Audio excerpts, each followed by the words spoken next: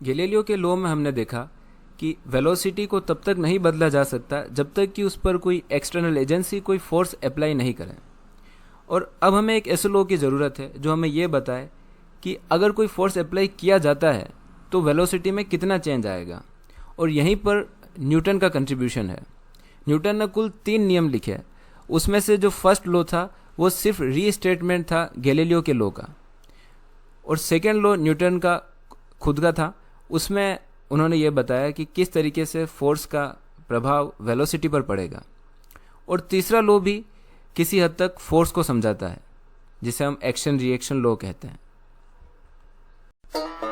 Newton's second law समझने के लिए हमें कुछ फिजिकल क्वांटिटीज़ को समझना होगा, जैसे कि मोमेंटम क्या होता है, और उससे पहले हम ये सीखेंगे कि इनर्शिया का क्या मतलब है।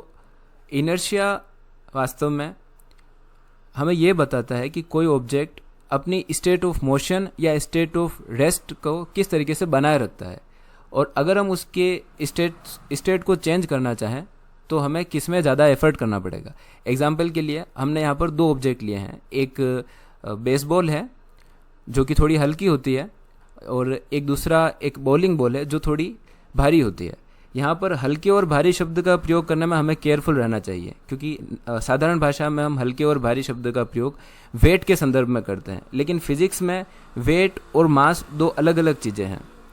वेट अर्थ और मार्स पर अलग अलग हो सकता है, अर्थ, मार्स या किसी अदर प्लेनेट पर मास जो है उसका इनर्शिया बताता है, और ये किसी भी प्लेनेट पर आप चले जाएं मास कभी भी चेंज नहीं होगा।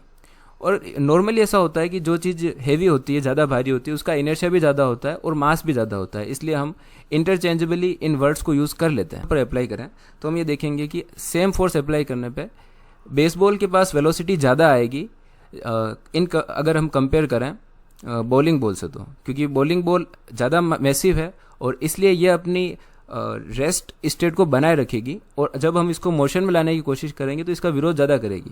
इसलिए सेम फोर्स अप्लाई करने पे हेवियर ऑब्जेक्ट जो है वो थोड़ा धीरे मूव करेगा अगर हम कंपेयर करें इसको किसी लाइटर ऑब्जेक्ट से। तो यही चीज़ हमें बताती है कि इनर्शिया जो होगा वो हेवी ऑब्जेक्ट का ज़्यादा होगा। इनर्शिया का मतलब है विरोध करने का गुण, तो विरोध करने का गुण हेवी ऑब्जेक्ट में ज़्यादा होगा हल्के ऑब्जेक्ट से, यानी कि more massive object will have more inertia than less massive. इसलिए मास जो है वो इनर्शिया का क्वांटिटेटिव मेजरमेंट बताता है। जिस ऑब्जेक्ट का मास ज़्यादा होगा उसका इनर्शिया भी ज़्यादा होगा, जबकि वेट हमें यह बताता है कि किसी चीज़ पर ग्रेविटी कितना असर डालेगी, और इसलिए वेट और मास 2 अलग अलग चीज़ें हैं। अब हम न्यूटन्स सेकेंड लॉ समझते हैं, और उससे पहले हम समझते हैं कि मोमेंटम क्या होता है, क्योंकि न्यूटन्स सेकेंड लॉ मोमेंटम के टर्म्स में दिया जाता है। मोमेंटम की डेफिनेशन दी जाती है as product of mass times velocity. Mass और वेलोसिटी का जो प्रोडक्ट है उसको मोमेंटम की तरह डिफाइन किया जाता है। हम देख सकते हैं कि मोमेंटम में न सिर्फ वेलोसिटी को कंसिडर किया जाता है, बल्कि उसके मास और वेलोसिटी दोनों का कंबाइंड इफेक्ट कंसिडर किया जाता है। और मोमेंटम में एक वेक्टर है, जिसका अर्थ है कि मोमेंटम में न सिर्फ मैग्नीट्यूड है बल्कि एक पर्टिकुलर डायरेक्शन भी है, और मोमेंटम की जो डायरेक्शन होगी वो वेलोसिटी की डायरेक्शन में ही होगी। फिर न्यूटन का सेकेंड लॉ ये कहता है कि किसी ऑब्जेक्ट में मोमेंटम में चेंज की जो स्पीड है या rate of change of momentum वो फोर्स के इक्वल होती है। मोमेंट पर सेकेंड कितना मोमेंटम किसी ऑब्जेक्ट का चेंज होता है, यही उस पर अप्लाइड फोर्स के इक्वल होगा। इसको थोड़ा और क्लियरली समझते हैं। अगर हम थोड़ा सा d/dt ऑफ mv को मैनिपुलेट करें और ये कंसिडर कर लें कि जो ऑब्जेक्ट का मास है वो कांस्टेंट है। ऑब्वियसली ज़रूरी नहीं है कि मास कांस्टेंट रहे, पर फॉर द टाइम बीइंग हम ये मान लेते हैं कि मास कांस्टेंट है। तब हम इस कांस्टेंट चीज़ को इस डिफरेंशिएशन के बाहर ले सकते हैं, और फिर हम यहाँ पर rate of change of velocity को एक्सीलरेशन से डिफाइन किया जाता है। इसलिए हम यहाँ पर इस d/dt ऑफ v को एक्सीलरेशन वेक्टर से रिप्लेस कर सकते हैं। न्यूटन का सेकेंड लॉ इस एक्सप्रेशन से भी दिया जा सकता है कि force equal to mass times acceleration. Vector F is equal to mass times acceleration vector. इस एक्सप्रेशन का मीनिंग हम और डिटेल से समझते हैं।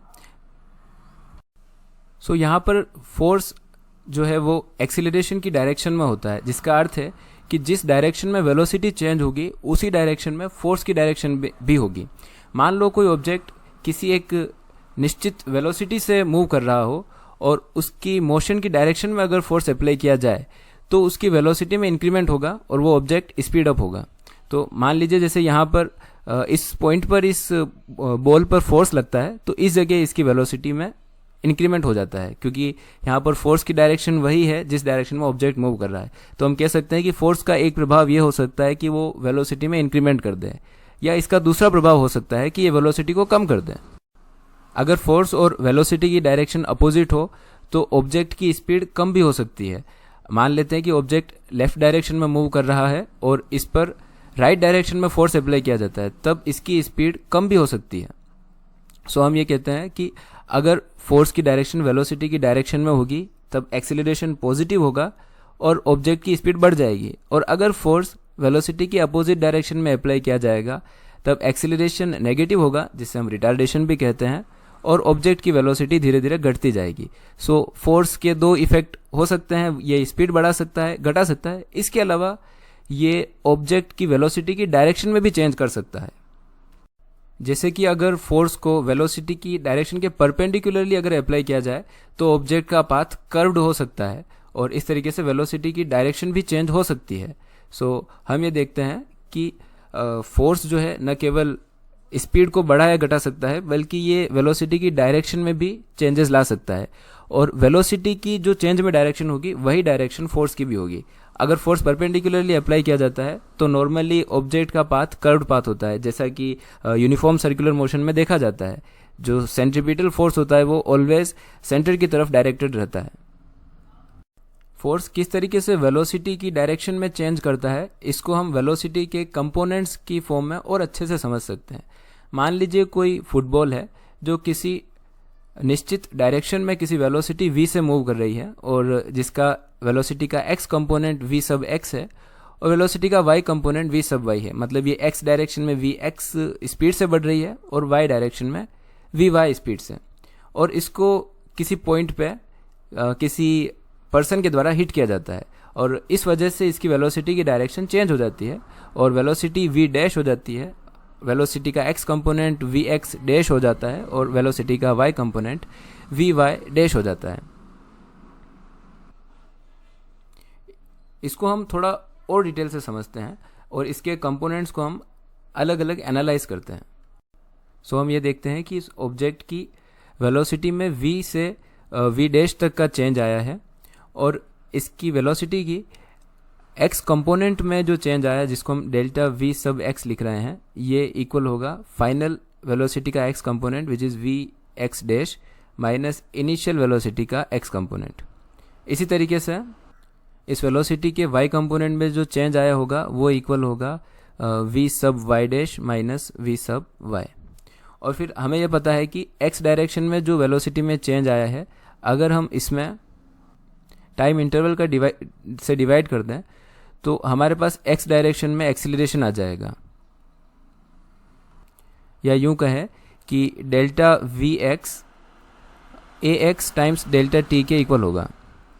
इसी तरीके से y डायरेक्शन में जो वेलोसिटी में चेंज आया, ये y डायरेक्शन में acceleration multiplied by time interval के इक्वल होगा। और अगर हमने यहाँ पर 2 डायमेंशन लिया है, अगर हम 3 डायमेंशन लेते तो जो वेलोसिटी के z डायरेक्शन के कंपोनेंट में जो चेंज आया है वो इक्वल हो जाता a सब z multiplied with delta T.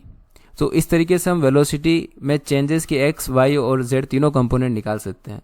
और हम ये भी देख सकते हैं कि अगर x डायरेक्शन में एक्सीलरेशन है तो उसका y डायरेक्शन पर कोई असर नहीं पड़ता है और वेलोसिटी सिर्फ x डायरेक्शन में ही चेंज होगी।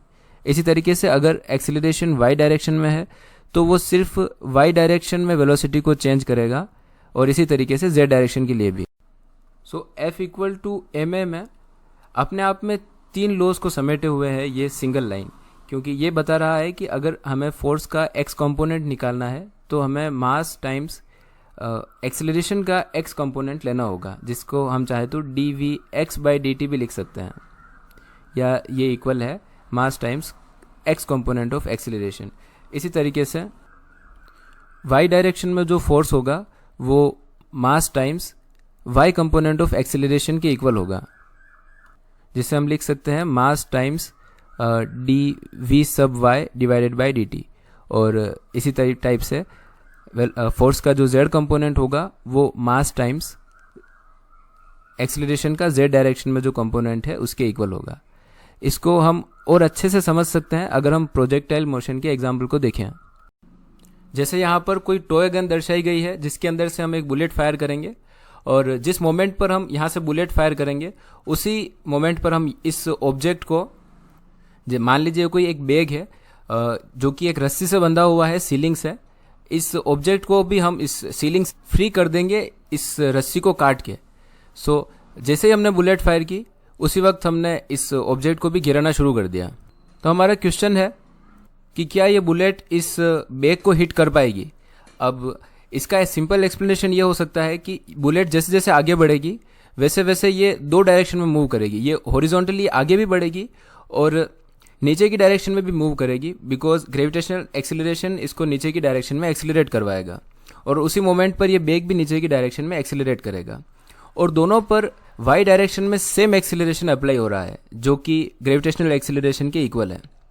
सो इस ऑब्जेक्ट पर वाई डायरेक्शनल में ग्रेविटेशनल फोर्स लग रहा है, इसलिए सिर्फ इसकी वाई डायरेक्शन की वेलोसिटी चेंज होगी जैसा कि हमने अभी देखा, और इस बुलेट की जिस स्पीड से वाई डायरेक्शन की वेलोसिटी चेंज होगी ठीक उसी रफ्तार से इस ऑब्जेक्ट की भी वाई डायरेक्शन में वेलोसिटी चेंज होगी, और दोनों एक साथ गिरते रहेंगे जब तक कि ये बुलेट इसको हिट ना कर दे।